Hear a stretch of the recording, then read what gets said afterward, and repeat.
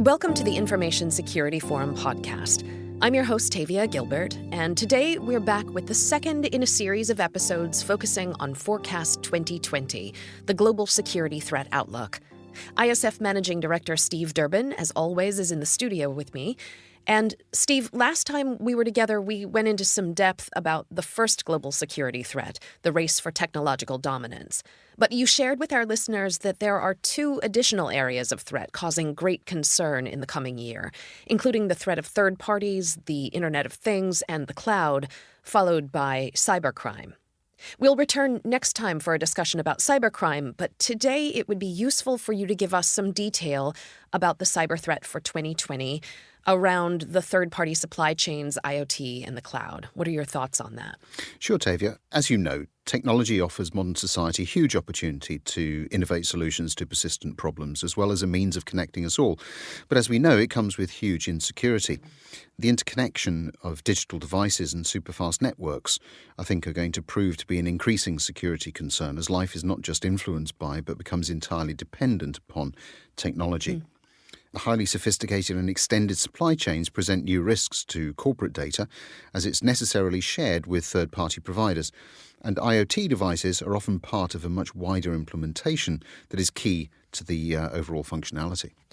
Why are supply chains such a pervasive problem? I know from our many past conversations that they've always been a concern, but it sounds like you're saying that concern around third-party supply chains is growing. Is that fair to say? I think so.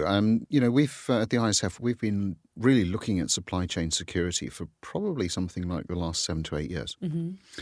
And certainly we've noticed very recently much more focus on this particular area. And I think it's because we live in a consumer-driven environment with very much more extended supply chains than perhaps we saw in the past. And these supply chains not only coexist, but are entirely interdependent. And the challenge for organizations remains understanding the overall scope of any one single supply chain. You know, it's typical and expected now to use a piece of technology that was perhaps designed in California, was assembled in China, manufactured with components across multiple Southeast Asian countries. That's the reality of technology development.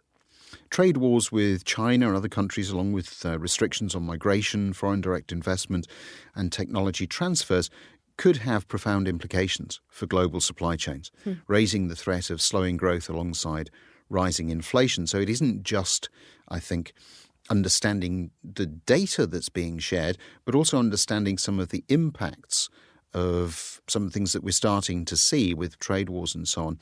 Understanding, I think, the impacts from the business standpoint of those initiatives. Mm-hmm. You noted in our last conversation that by 2024, 5G technology will reach 40% population coverage and 1.5 billion subscriptions, making it the fastest generation ever to be rolled out on a global scale. And that sounds really exciting. There will certainly be some benefits that accompany that rollout, but there's also an insecure IoT component to cellular, isn't there? Yeah, that's right. I mean, in parallel to the 5G rollout, cellular IoT is passing new milestones on its way to becoming the technology of choice for wide area IoT applications. That's boosted by a strong uptake in Northeast Asia, where cellular IoT connections are set to pass the 4 billion mark by 2024. That technological advance is not restricted to America and China. It's a global phenomenon, both in terms of design and manufacture, and most importantly, perhaps, in terms of consumption and therefore rollout. Where do you think that leaves us? Do you think it's possible to have any faith at all in the security of the supply chain? Or is the answer to just increase regulation, more regulation? Well, I'm not sure that increasing regulation is the answer, Tavia. I mean, despite early attempts to pass meaningful regulation, the Internet of Things is already strained and will soon grow beyond the ability of any government, I think, to secure it. A lack of international regulations will be a wide cause for concern, with new and conflicting regulations causing, I think, many strategic headaches along the way for a lot of organizations. Laws designed to protect individual privacy will clash with those designed to make data processing more transparent. identifying who holds accountability and liability for security, I think, is going to become even less clear. But, you always ask me to try to be a little bit more positive about some of these things. I beg you. We are seeing, I think, some pretty meaningful regulation evolving, certainly around things like privacy. GDPR, we've talked about that a lot, General Data Protection Regulation across the EU. We've talked about that a lot in the past. That has raised the bar for privacy. We've got, of course, in the United States, in California, the CCPA that's coming into law next year.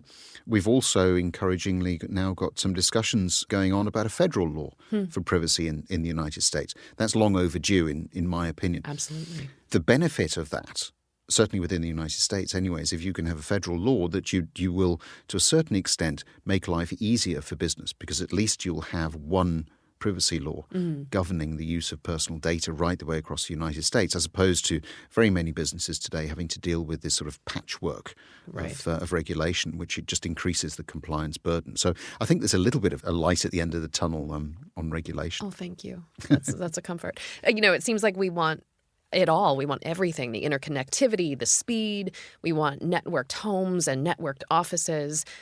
But I feel like what you're telling me is that in order to achieve that increasing network connection, we really are going to have to accept that security will be increasingly compromised.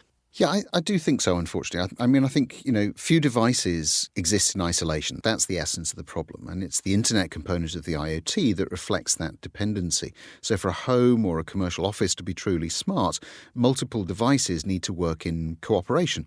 For a factory, for instance, to be smart, multiple devices need to operate and function as an intelligent whole. However, this interconnectivity presents a number of security challenges, not least in the overlap of consumer and operational and industrial technology. And I think that probably is the piece that concerns me most going forward into 2020. The role of the smart home, the robo vacuum cleaner, for instance, that's taking pictures across your house, perhaps while you're working on some confidential documents and so on. And so I think that we need to move to a position, if we're going to try to increase security, where every one of us needs to be very much more aware of the need to do some very simple things. So if we, again, stick with the smart home, for instance, understanding that we do have to make sure that some very basic security procedures have taken place. So have you changed the password on your router, for instance? Are you aware of the intelligent devices that you have operating across the home, what they're doing, how they're being interconnected, the implication that might have in terms of perhaps some of the business that you're transacting as well. We're seeing an increase in home working, for instance. So all of these things are starting to come into play.